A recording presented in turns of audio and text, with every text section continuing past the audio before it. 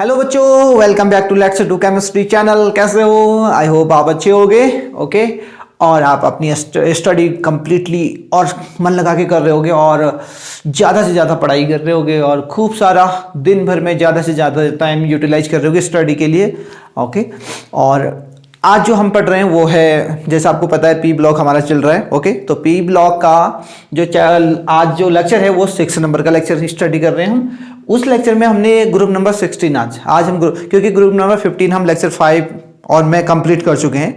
तो अगर आप अभी नए हो तो प्लीज़ सब्सक्राइब कर दीजिएगा, यानी काला बटन दबा दीजिएगा। अगर आपको पसंद है काला काला, नहीं है तो भी दबा दीजिएगा, कुछ भी मार के दब जाना चाहिए बटन। ओके, आज हम ग्रुप नंबर 16 की बात करेंगे और 16 में और भी कुछ टॉपिक की बात करेंगे। Electronegativity, electronic configuration, inert pair effect, ionization enthalpy, electron gain enthalpy, reactivity with hydrogen, ये सारी बातें आज करने वाले हैं। सो वन बाय वन हम स्टडी करेंगे।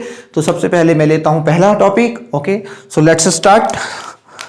पहला टॉपिक देखो मेरे प्यारे बच्चों, पहला टॉपिक हमारा ग्रुप नंबर 16। ओके, तो ग्रुप नंबर 16 कौन कौन से एलिमेंट होते हैं? तो सबसे पहले ग्रुप नंबर 16 में चले जाते हैं। ग्रुप नंबर 16 के कौन कौन से एलिमेंट हैं? वो है ओ, सी, टी, पो। ये है, देखो सबसे पहले हमने क्या किया, हमने ग्रुप नंबर 16 लिख दिया और इसका जो निमोनिक है याद करने का, ओ सी टी पो। ओ सी टी पो। ससी किसी का नाम है भाई, ठीक है, तुम्हारी वाली का नाम नहीं है, ठीक है। ओके, तुम्हारी वाली का नाम नहीं है, हैं? हर समय देखो अपनी वाली लगाए रहते हो। ये ओ ससी ये किसी और की है, ठीक है। तो ओ ससी टीपो, टीपो यानी टीपो, जो एग्जाम में तुम टीपते हो ना कभी कभी, तो वही वाला टीपो है। तो सबसे पहले हम किस पे बात करेंगे? 8, 16 ये हमको पता होता है। तो देखो हम क्या करेंगे, 1s2, 2s2 एंड 2p4, ठीक है। तो मेरे प्यारे बच्चों देखो समझ में आ गया ना, इसमें 2 ऑर्बिटल होती हैं, 2 ऑर्बिट्स। ओके, अब इसके अकॉर्डिंग हम इनके सबका इलेक्ट्रॉनिक कॉन्फ़िगरेशन और एटॉमिक नंबर पता करेंगे, ठीक है। तो देखो इसका फर्स्ट ऑर्बिट होगी, सेकेंड भी होगी और थर्ड भी होगी। थर्ड में कहां पर रुकेगी? 3p4 होगी, ठीक है। अब इसमें कितनी होंगी? फर्स्ट होगी, सेकेंड होगी, थर्ड भी होगी और फोर्थ भी होगी, लेकिन फोर्थ वाली में स्टॉप कर जाएगा, 4p4 हो जाएगा, ठीक है। अब इसमें क्या टेलीलियम में कितनी होगी? 1, 2, 4 और 5 होगी, 5s2 एंड 5p4 हो जाएगा, ठीक है। 1, 2, 3, 4, 5 एंड 6s2, 6p4 हो जाएगा।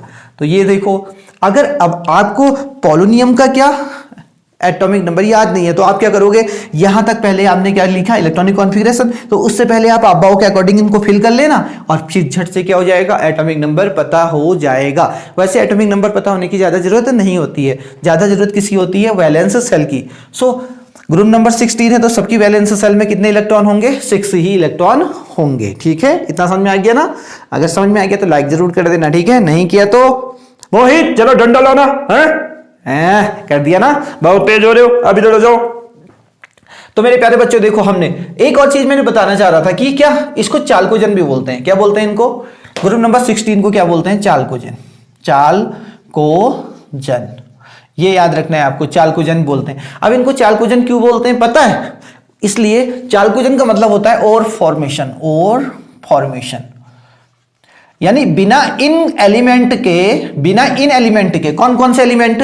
ओ ससी टीपो। ओ ससी टीपो के बिना कोई भी ओर्स नहीं बन पाता, यानी ओर्स में इसका एक ना कोई कंपोनेंट, यानी कोई ना कोई एलिमेंट मौजूद होता है, इसलिए इनको क्या बोलते हैं? चालकोजन। जो चालकोजन एक दूसरी लैंग्वेज में नाम है, तो चालकोजन का मीनिंग होता है और फॉर्मेशन। कीप इन माइंड, बिना इनके कोई भी और नहीं बन सकता है। ओके, और हम एक और चीज बात कर रहे थे, ये कौन सा है? ग्रुप नंबर 15 है ना, ये ग्रुप नंबर है 15 है, मार खाओगे। ये ग्रुप नंबर 16 है और ग्रुप नंबर 16 यानी पी ब्लॉक है ना, पी ब्लॉक है मेरे प्यारे बच्चों ये। और पी ब्लॉक को पता है क्या कहते हैं? जल्दी से बताओ। Representative element. क्या कहते हैं? रिप्रेजेंटेटिव एलिमेंट कहते हैं। जल्दी से मेरे साथ दोहराओ, रिपीट विद मी। क्या कहते हैं पी ब्लॉक को? रिप्रेजेंटेटिव एलिमेंट भी कहते हैं, साथ साथ एस को भी बोलते हैं, एस और पी दोनों को रिप्रेजेंटेटिव एलिमेंट कहा जाता है। ओके, और तो ग्रुप नंबर 16 को क्या कहता है? चालकोजन कहा जाता है। ठीक है, ये हमको समझ में आ गया। अब हम बात करते हैं, ग्रुप नंबर 16 कंप्लीट हो गया। अब चालकोजन भी हमको पता चल गया चालकोजन क्या होता है। इलेक्ट्रॉनिक कॉन्फ़िगरेशन हमने लिख दिया। अब हम पहुंचते हैं इनर्ट पेयर इफेक्ट में। यहां भी इनर्ट पेयर इफेक्ट लगता है, तो इनर्ट पेयर इफेक्ट समझाने के लिए हमको इसको इरेज करना पड़ेगा। तो मेरे प्यारे बच्चों, क्या तुम तैयार हो इनर्ट पेयर इफेक्ट पढ़ने के लिए? तैयार हो तो जल्दी से लाइक शेयर एंड कमेंट करना मत भूलना, अगर भूल गए तो बादाम खाना। Inert pair effect, inert pair effect क्या होता है ना, नीचे जाने पर, okay, top to bottom heavy element. Heavy element कौन कौन है? 1 2 3 हैवी एलिमेंट है। ठीक है, हैवी एलिमेंट में क्या होता है, इसकी एनर्जी डिफरेंस यानी एनर्जी का गैप बहुत ज्यादा हो जाता है, जिसकी वजह से इसका इलेक्ट्रॉन इसमें एक्साइट नहीं हो पाता और पूरी टोटल की टोटल यानी 6 इलेक्ट्रॉन्स बॉन्डिंग नहीं कर पाते। और पता है, अब हम बात करेंगे इनर्ट पेयर इफेक्ट की। तो इनर्ट पेयर इफेक्ट के लिए हम क्या लिखेंगे? पहले ऑक्सीडेशन स्टेट। क्या लिखेंगे? Oxidation state. अब इनकी ऑक्सीडेशन स्टेट कितनी होगी? वैलेंस सेल पे चले जाओ, कितनी होनी चाहिए थी? +6। ओके, इसकी भी +6 होनी चाहिए थी, इसकी भी +6 होनी चाहिए थी, और इसकी भी +6 और इसकी भी +6 होनी चाहिए थी। ठीक है, लेकिन होता क्या है, नीचे वाले में +4 भी होती है। हैवी एलिमेंट की दो दिखाते हैं, +4 भी होती है, यहाँ भी +4 होती है, इनमें नहीं होती है। अभी मैंने तुमको क्या बताया था कि जैसे जैसे टॉप टू बॉटम जाते हैं हैवी एलिमेंट में, तो उनकी जो सबसेल्स होती हैं उनका एनर्जी डिफरेंस ज़्यादा हो जाता है। एनर्जी डिफरेंस ज़्यादा हो गया तो इसका इलेक्ट्रॉन यहाँ एक्साइट नहीं कर पाएगा, एक्साइट नहीं कर पाएगा तो उसके पास 6 अनपेयर्ड नहीं हो पाएंगे। 6 अनपेयर्ड नहीं हो पाएंगे तो तुम्हें पता है ना, वो 6 बॉन्ड्स नहीं बना सकता, यानी +6 ऑक्सीडेशन स्टेट शो नहीं कर सकता, वो +4 में ही करेगा। यानी यहां सिर्फ यही बॉन्ड करता है, और ये पता है क्या हो जाता है, ये इनर्ट हो जाता है। क्या हो जाता है? Inert pair. ये देखो इनर्ट पेयर, यहां भी ये क्या हो जाएगा? इनर्ट हो जाएगा। इनर्ट, ये किसी से बॉन्डिंग नहीं करेगा, कीप इन माइंड। यहां ये क्या हो जाएगा? इनर्ट हो जाएगा। Inert pair. अब क्या हुआ देखो, अब सिर्फ कौन बॉन्डिंग करेगा? 6p4, 5p4 या 4p। तो आप सुनो, टॉप टू बॉटम जाने पर ऑक्सीडेशन स्टेट कितनी कम होती है? 2 कम होती है। इसी को क्या बोलते हैं? इसी को क्या बोलते हैं? Inert pair effect. क्या बोलते हैं? इनर्ट पेयर इफेक्ट का जो इन्फ्लुएंस है, क्या इन्फ्लुएंस, वो क्या है पता है? ऑक्सीडेशन में कमी हो जाती है। पी ब्लॉक में टॉप टू बॉटम जाने पर ऑक्सीडेशन में +2 कमी होती है, उसी को क्या बोलते हैं हम? Inert pair effect. ओके, अब नीचे जो पोलोनियम है वो पता है किसमें ज्यादा स्टेबल होता है? ये ज्यादा दिखाता है। कौन सी? +4, ये +4 दिखाते दोनों हैं, कीप इन माइंड। वो कभी +6 भी दिखाता है, कभी +4 भी, लेकिन वो ज्यादा स्टेबल कहां रहता है? +4 में। तो यहां से ऐसे क्वेश्चन आते हैं। ठीक है, आपके पास क्या होगा? 2 कंपाउंड दे दिया। ठीक है, तो 2 कंपाउंड दे दिया। अब 2 कंपाउंड से आपसे पूछा, चलो बताओ कौन ज्यादा स्टेबल है, कौन ज्यादा स्टेबल है। अब तुमने सबसे पहले क्या करना है? ऑक्सीडेशन स्टेट निकालनी है। ओके, अब दोनों में, जैसे दोनों पोलोनियम के क्या है? कंपाउंड है। ठीक है, पोलोनियम की ऑक्सीडेशन एक में +6 आ रही है, एक में +4 आ रही है। तो मैंने भी बताया कि +4 में वो ज्यादा स्टेबल होगा। तो +4 वाला जो पोलोनियम की क्या, पोलोनियम की ऑक्सीडेशन स्टेट +4 आ रही है, वो ज्यादा अच्छा यानी स्टेबल कंपाउंड होगा। यहां से क्वेश्चन आता है। तो ये समझ में आ गया ना? यस, पूरे 4 नंबर का। ओके, जे मेंस और नीट दोनों में यहां से क्वेश्चन इनर्ट पेयर इफेक्ट तो फेवरेट है। ओके, तो आपको समझ में आ गया होगा। फिर से बता देता हूं, ये ग्रुप नंबर 15 में भी होता है, 13 में भी होता है, 14 में भी होता है, सभी में। ग्रुप पी ब्लॉक के सारे जो एलिमेंट हैं, सारे ग्रुप्स हैं, वो क्या दिखाते हैं? इनर्ट पेयर इफेक्ट दिखाते हैं। यानी टॉप टू बॉटम जाने पर ऑक्सीडेशन स्टेट कितनी कम होती है? +2 कम हो जाती है। आया समझ में? जल्दी से आ गया तो लाइक शेयर एंड कमेंट करना मत भूलो, और काला वाला बटन दबा के जाना। सौरभ ने दबा दिया कब से? बहुत तेज हो, गुड। आप देखो मेरे प्यारे बच्चों, इनर्ट पेयर इफेक्ट हो गया हमारा, इसका कॉन्सिक्वेंसेस भी हो गया, इसे इरेज कर देते हैं। अब अगला टॉपिक हमारा देखो क्या है,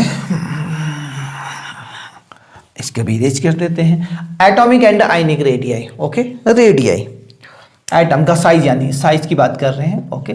साइज यानी atomic radii, atomic and ionic radii, ये अभी हमको तो पता ही होता, नॉर्मल सा जो ग्रुप में हम टॉप टू बॉटम जाते हैं, ग्रुप में टॉप टू बॉटम जाने पर साइज क्या होता है, इंक्रीज होता है। सर क्यों होता है? क्योंकि सब सेल्स बढ़ती हैं, ऑर्बिट बढ़ती हैं। कितनी ऑर्बिट है बताओ? 2, यहां कितनी है? 3, 4, 5, 6। 6 ऑर्बिट वाला बड़ा होगा कि 2 ऑर्बिट वाला बड़ा होगा? ऑब्वियसली सर 2, 6 वाला बड़ा होगा। इतने सर जनरल क्वेश्चन मत पूछो, थोड़ा सा लेवल बड़ा हो, है? समझ आ गया ना? टॉप टू बॉटम जाने पर the size of the elements of the group number 16 will be increase, because क्या बढ़ रही है? क्या बढ़ रही है? सेल बढ़ रही है, ऑर्बिट बढ़ रही है, इसकी वजह से। ठीक है, तो मैं देखो क्या कर रहा हूं, जैसे कि यहां पर दिख गया ये 1 और 2 है, ठीक है। नीचे वाले में कितने हैं? 1, 2 और 3 है, ठीक है। इस वाले में देखो 1, 2 और 3 है, ठीक है। इस वाले में देखो 1, 2, 3 और फिर 4 है, ठीक है। इस वाले में कितने हैं? 2, 3, 4 और इसमें हो गए 5। 1, 2, 3, इसमें 1 और होगा, इसमें 4 होंगे और इसमें क्या जाएंगे? 5 हो जाएंगे, ठीक है। अब नीचे वाले में कितने हो जाएंगे? 6। साइज दिख रहा है, सो क्या लिख सकते हैं हम? टॉप टू बॉटम जाने पर जो साइज होगा वो साइज क्या होगा? इंक्रीज होगा। कीप इन माइंड, जल्दी से इसे नोट डाउन करो या हाईलाइट करो। When you go top to bottom in group number 16, size will be increase. और वाइस वर्सा अब क्या होगा पता है? अगर तुम पीरियड में चले जाओ, एक चीज याद रखना, अगर ग्रुप में कोई चीज इंक्रीज कर रही है टॉप टू बॉटम, तो पीरियड में क्या होगी? डिक्रीज करेगी। तो अगर हमें पता है कि ग्रुप में ऊपर से नीचे जाने पर क्या होता है? साइज बढ़ता है, तो इधर पीरियड में चलने पर क्या होगा? डिक्रीज होता है साइज, जस्ट अपोजिट होता है ग्रुप में, ग्रुप के पीरियड में जस्ट अपोजिट। तो आपको अगर ग्रुप का याद है तो पीरियड का आप ऑटोमेटिक क्या कॉमन सेंस लगा सकते हो कि इसका क्या करेगा? डिक्रीज करेगा। समझ में आ गया ना? यस। तो देखो ग्रुप में साइज क्या होता है? इंक्रीज होता है। क्या होता है? इंक्रीज। तो पीरियड में क्या होगा? पीरियड में इधर को जाने पे क्या होगा? डिक्रीज होगा साइज। ये देखो ऐसे याद रखना, कॉमन सेंस, ठीक है। ये समझ में आ गया ना? तो इसको इरेज कर दें मेरे प्यारे बच्चों। सर कर दो, चलो इसको भी कर देते हैं। अगला टॉपिक, चलो पहले इसको इरेज कर देते हैं अच्छे से। अभी मेरे बच्चों को समझ में आ गया कि क्या शक्कर है इसमें। तुम मेरे हो इस पल, मेरे हो कल शायद तुम। अब देखो ये भी हमारा टॉपिक कंप्लीट हो चुका है मेरे प्यारे बच्चों। ये हो गया। अब है आयनाइजेशन एंथैल्पी। क्या है? Ionization enthalpy. आयनाइजेशन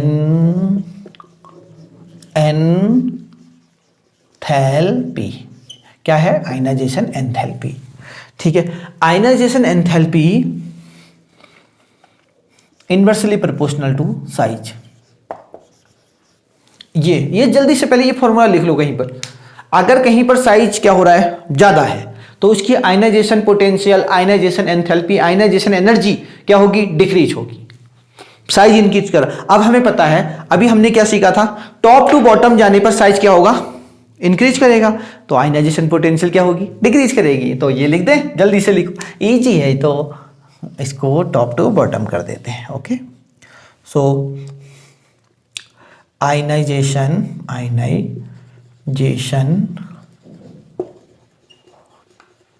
एंथैल्पी क्या होगी बताओ जल्दी से? डिक्रीज करेगी। क्या करेगी मेरे प्यारे बच्चों? डिक्रीज करेगी। आया समझ में? जल्दी आ गया तो लाइक कर देना, लाइक नहीं किया ना तो फिर बताएंगे तुमको। मोहित, अरे डंडा ग्रैब करो, क्या कर रहे हो इतने देर से? ये मोहित भी ना कर दिया। चलो शक्तिमान। अब हम आयनाइजेशन एंथैल्पी, वैसे आयनाइजेशन एंथैल्पी क्या होती है पता है ना? भूल जाते हो, पता नहीं। इधर देखो, ये है आयनाइजेशन एंथैल्पी। ये किया, ये किया। यहाँ पर एक इलेक्ट्रॉन है, ठीक है। इस इलेक्ट्रॉन को किसने पकड़ा हुआ है? जल्दी बताओ। इस न्यूक्लियस ने पकड़ा है कि नहीं पकड़ा है? पकड़ा है। ऐसे पकड़ के रखा है। कहाँ जाता है तू? ठीक है, अब हमें क्या करना है, इसको यहां से रिमूव करना है, यहां से बाहर निकालना है। तो बाहर निकालना है तो हमको ये जो न्यूक्लियर अट्रैक्शन है, जो न्यूक्लियर फोर्स है, उसे क्या करना पड़ेगा, हटाना पड़ेगा। तो उसके लिए तुम्हें क्या चाहिए, क्या चाहिए, आईपी चाहिए, इसी को तो आईपी कहते हैं। तो energy required to release one electron from outermost shell of the atom, outermost last वाली ऑर्बिट से एक इलेक्ट्रॉन निकालने के लिए जितनी एनर्जी चाहिए होती है, the required energy to release one electron from outermost shell of the atom, उसे बोलते हैं आईपी। और साइज बड़ा होगा तो न्यूक्लियर चार्ज क्या होगा, इफेक्टिव न्यूक्लियर चार्ज कम होगा, यानी न्यूक्लियस से वो दूर जाएगा तो न्यूक्लियस की पकड़ क्या होगी, कम होगी। तो वहां से इलेक्ट्रॉन निकालना आसान होता है जितना बड़ा साइज होता है। तो साइज छोटा होता है तो उसकी आईपी क्या होती है, उतनी ज्यादा होती है। Because the relation between size and ionization is inversely proportional. Okay, you can see here ionization enthalpy inversely proportional to the size. Understand? Yes, मेरे प्यारे बच्चों को समझ में आ गया।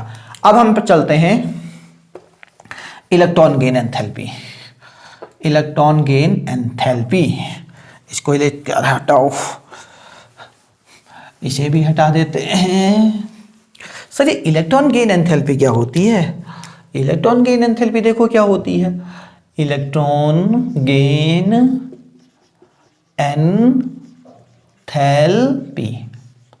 इलेक्ट्रॉन गेन एंथैल्पी क्या होती है, देखो, हाँ ये फ्लोरीन है, उसने एक इलेक्ट्रॉन लिया, ओके, तो ये बन गया फ्लोरीन, माइनस हो गया, माइनस हो गया। अब देखो एक ठेले वाले भैया थे, बहुत सारे इलेक्ट्रॉन दे रहे थे, अब तुमको एक इलेक्ट्रॉन चाहिए, फ्लोरीन का कितना होता है, 2 7 होता है, एक इलेक्ट्रॉन उसको चाहिए। अब वो इलेक्ट्रॉन जब ठेले वाले भैया से लेगा तो ठेले वाले भैया ऐसे थोड़ा ना दे देंगे तुमको फ्री में, देंगे क्या, तो तुमको उसको कुछ देना पड़ेगा ना, 5 रुपए का इलेक्ट्रॉन, 10 रुपए का इलेक्ट्रॉन, वो एनर्जी, वो रुपये क्या है, मनी क्या है, एनर्जी है ना, जो तुमने वर्क किया है उसकी एनर्जी है, तो तुमने उसको कुछ दिया, वो एनर्जी जो दे रहे हैं उसको क्या बोलते हैं, यहां पर इलेक्ट्रॉन गेन एंथैल्पी बोलते हैं। समझ में आया? आ गया सर, हमको आ गया, ठीक है, यस, ये भी कंप्लीट हो गया। तो इलेक्ट्रॉन गेन एंथैल्पी किसकी ज्यादा होगी ये पता करना है हमको, टॉप टू बॉटम। वैसे पता है इलेक्ट्रॉन गेन एंथैल्पी सबसे ज्यादा किसकी होती है, कमेंट करके बताना, ठीक है, यस। इलेक्ट्रॉनों को खींचने की कैपेसिटी, इलेक्ट्रॉनों को खींचने की कैपेसिटी, ओके। तो पता है तुमको ऑक्सीजन की सबसे ज्यादा होती है, टॉप टू बॉटम जाने पे क्या होगी, डिक्रीज करेगी। तो टॉप टू बॉटम जाने पर क्या करती है, ये डिक्रीज करती है, क्या करती है, डिक्रीज। इलेक्ट्रॉन गेन एंथैल्पी, ये क्या होती है, when you go top to bottom in group number 16 the electron gain enthalpy will be decreased top to bottom from the oxygen to polonium, okay, polonium दिख रहा है, ये यहां से यहां जाने पर इलेक्ट्रॉन गेन एंथैल्पी क्या होती है, डिक्रीज होती है। यानी ऑक्सीजन के सामने अगर इलेक्ट्रॉन होगा, ओके, एक ऑक्सीजन के सामने होगा, एक पोलोनियम के आगे होगा, तो कौन ज्यादा जल्दी इलेक्ट्रॉन को खींचेगा, वो ऑक्सीजन जल्दी खींच देगा, क्योंकि उसकी इलेक्ट्रॉन गेन एंथैल्पी ज्यादा है। वो कितनी ही, वो ठेले वाले भैया को कितने ही रुपए देने को तैयार है, बट उसको इलेक्ट्रॉन चाहिए। पोलोनियम इतना ज्यादा एक्साइट नहीं है इलेक्ट्रॉन को लेने में, ठीक है, थोड़ा डिले करेगा, बट ऑक्सीजन डिले नहीं करेगा। So that's why the electron gain enthalpy in the group top to bottom will be decrease, keep in mind, okay. So move दूसरा टॉपिक, ओके, अब मूव करते हैं दूसरे टॉपिक में, इसको हटा देते हैं। इलेक्ट्रॉनिक गेन एंथैल्पी हमारे बच्चों को समझ में आ गई। चलो ये तो छोटे छोटे टॉपिक थे, अब आ गया है इलेक्ट्रोनेगेटिविटी। इलेक्ट्रोनेगेटिविटी, तो मेरे प्यारे बच्चों इलेक्ट्रोनेगेटिविटी सबसे ज़्यादा किसकी होती है, फ्लोरीन की होती है, ये होती है ना।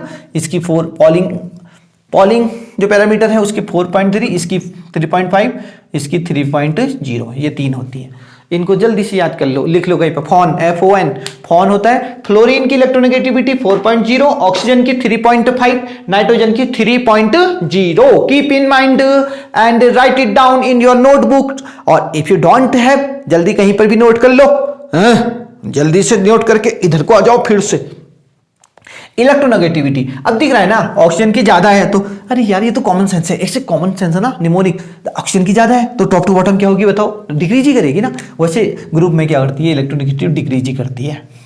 इसको याद रखना, ठीक है, भूलना मत। इलेक्ट्रॉन टॉप टू बॉटम जाने पर क्या करेगी पता है? डिक्रीज करेगी। क्या करेगी? Decrease. Okay, top to bottom जाने पर क्या करेगी? डिक्रीज करेगी। कीप इन माइंड और जल्दी से इसको नोट कर लो कि इलेक्ट्रोनेगेटिविटी टॉप टू बॉटम जाने पे ऐसे याद रखना ना, जैसे कि हमें पता है ऑक्सीजन की तो बहुत ज़्यादा होती है ना, तो ऑक्सीजन की ज़्यादा होगी तो ऑब्वियसली ऑक्सीजन से ज़्यादा तो इन औरों की तो कोई हो नहीं सकती ना, सल्फर की, एसई की, टी की, पीओ की, इनकी होगी? बिल्कुल भी नहीं, हमने सुना भी नहीं। हमने तो सुना है कि ऑक्सीजन के पास किसकी होती है? नाइट्रोजन की होती है। तो यहाँ से कॉमन सेंस से बन जाएगा कि ऑक्सीजन की ज़्यादा है तो नीचे को जाने पर क्या होगी? डिक्रीज करेगी। समझ में आ गया? समझ में आ गया तो लाइक करना प्लीज। नहीं किया? कर दिया? आई गुड। अब देखो मेरे बच्चे बहुत प्यारे हैं, लाइक शेयर और कमेंट जरूर कर देते हैं। रमेश बाबू तुम क्या जानो एक कमेंट की कीमत? रमेश बाबू इसको हटा दो। अब है रिएक्टिविटी विद हाइड्रोजन। अब हाइड्रोजन के साथ रिएक्टिविटी पता कर रहे हैं, तो इसको हम इरेज करते हैं। अभी इसका कोई काम नहीं है, लेकिन ग्रुप नंबर 16 का पूरा काम है। इसको हम दोबारा लिख सकते हैं। ये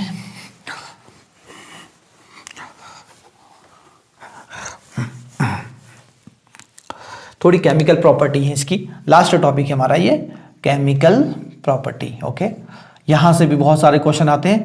ओके, कॉन्सेप्चुअल क्वेश्चन आते हैं, ठीक है। उसमें हम पहला क्या कर रहे हैं? Reactivity with hydrogen. Reactivity with hydrogen, hydrogen के साथ रिएक्टिविटी देख रहे हैं। ग्रुप नंबर किसकी? 16 की। ओके, तो ग्रुप नंबर 16 देखते हैं। ग्रुप नंबर 16 कौन कौन सा होता है?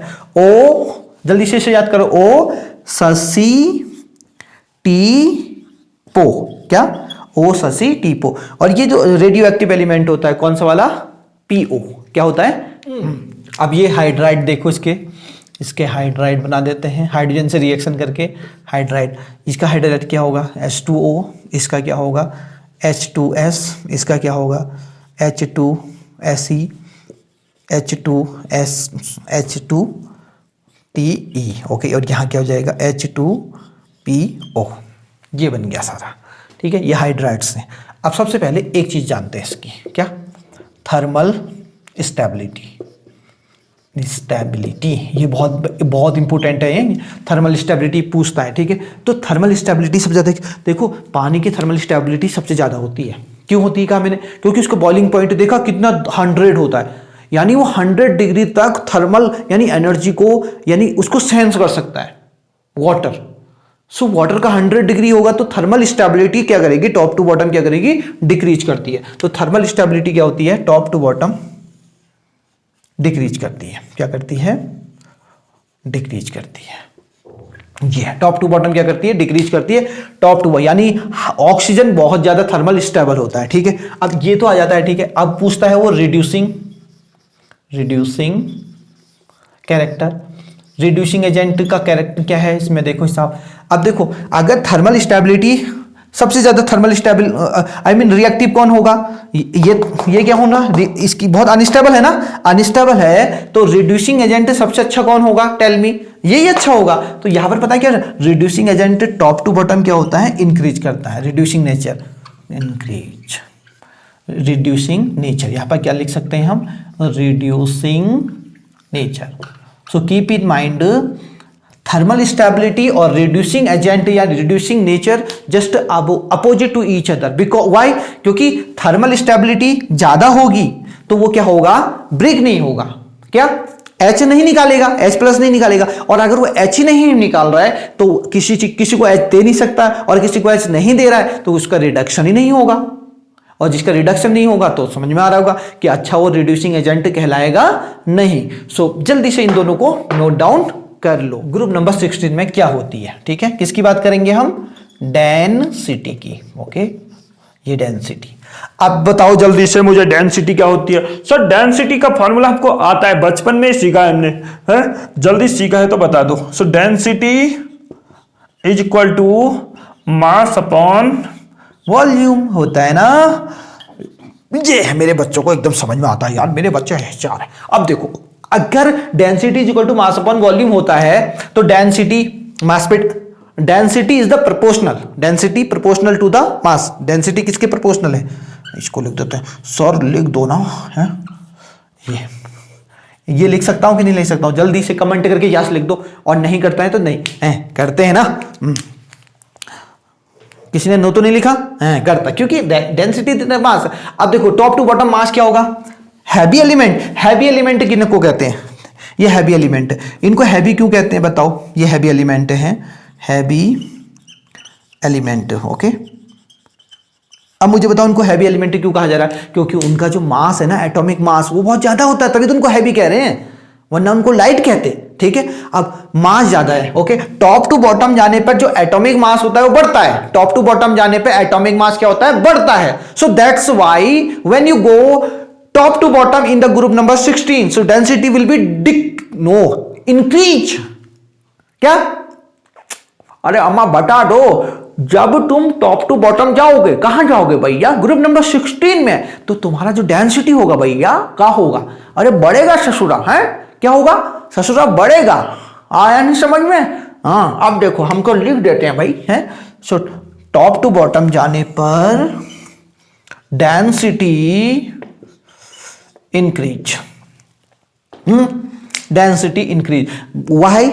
Because density depends upon the mass of the atom, and when you go top to bottom in the group number 16, so mass will be increased, so we can say density will also increase because density depends upon the mass. Okay, yes, okay, तो अब मेरे प्यारे बच्चों समझ में आ गया। अब इसको इरेज कर देते हैं। ओके, इसको इरेज कर देते हैं, इसको इरेज कर देते हैं, इसको इरेज कर देते हैं। ये इरेज ही नहीं हो रहा है। ये इरेज क्यों नहीं हो रहा है? क्योंकि ये बहुत टाइट लिख दिया गया है। तो मेरे प्यारे बच्चों एक क्वेश्चन है, ठीक है। अब एक क्वेश्चन करते हैं लास्ट में। ओके, ये क्वेश्चन है, क्वेश्चन को देखो क्या है। क्वेश्चन है H2O is gas, H2O is gas, but oh what the hell, ये देखो H2O is liquid, H2O is liquid, okay, but H2S is gas, ऐसा क्यों है? जल्दी से बता दो, कमेंट करके आंसर लिख दियो, ठीक है। चलो हम बताए थे। पता है H2O क्या बनाता है? हाइड्रोजन बॉन्ड बनाते हैं। क्या बनाते हैं? Hydrogen bond. और जबकि ये तो बना ही नहीं पाते हाइड्रोजन बॉन्ड, और जिसकी वजह से ये लिक्विड होता है। सबसे ज्यादा वीक फोर्स कौन सा होता है? वंडरवॉल से फोर्स होता है। वंडरवॉल से के बाद कौन सा होता है? हाइड्रोजन बॉन्ड होता है, ठीक है। अगर हाइड्रोजन बॉन्ड बना रहे हैं तो वो लिक्विड फॉर्म में होगा। ओके, क्योंकि हाइड्रोजन बॉन्ड कौन बना पाता है? ये देखो, तीन ही एलिमेंट है जो हाइड्रोजन बॉन्ड बना पाता है। कौन कौन? फ्लोरीन, ऑक्सीजन और नाइट्रोजन। ऐसा भी क्यों होता है? क्योंकि इनकी इलेक्ट्रोनेगेटिविटी बहुत ज्यादा होती है। कितनी होती है? According to Pauling scale 4.0, 3.5 and 3.0 ये है। सो दैट्स वाई हम कह सकते हैं कि water is a liquid because water makes hydrogen bond, but H2S can't do this, ऐसा नहीं कर सकता, जिसकी वजह से वो कौन सी फॉर्म में होता है? वो होता है गैस फॉर्म में। सो कीप इन माइंड। तो मेरे प्यारे बच्चों, आज का लेक्चर कैसा लगा? ये लेक्चर नंबर कौन सा था? लेक्चर नंबर 6 था। 5 पहले हो चुके हैं, तो प्लीज कमेंट करके जरूर बताइएगा। अगर कोई क्वेरी है तो जरूर डाल दीजिएगा, ओके, हम रिप्लाई जरूर करेंगे। तो और खूब पढ़िएगा और खूब पढ़ाइएगा भी, और अपनी पढ़ाई के साथ कोई कॉम्प्रोमाइज मत करिएगा। तो अभी आपसे मिलते हैं दूसरे लेक्चर में, आई मीन 7th लेक्चर में, जो हमारा पी ब्लॉक का ही होगा, ओके, क्योंकि हमें पी ब्लॉक अभी फिनिश करना है पहले, उसके बाद हम आगे चैप्टर में जाएंगे। तो तब तक मुझे इजाजत दीजिएगा। मैं आपका पीके सर, बहुत प्यारा सा पीके सर। तो मिलता हूं दूसरी वीडियो में, तब तक के लिए हैप्पी लर्निंग। जय हिंद, जय भारत।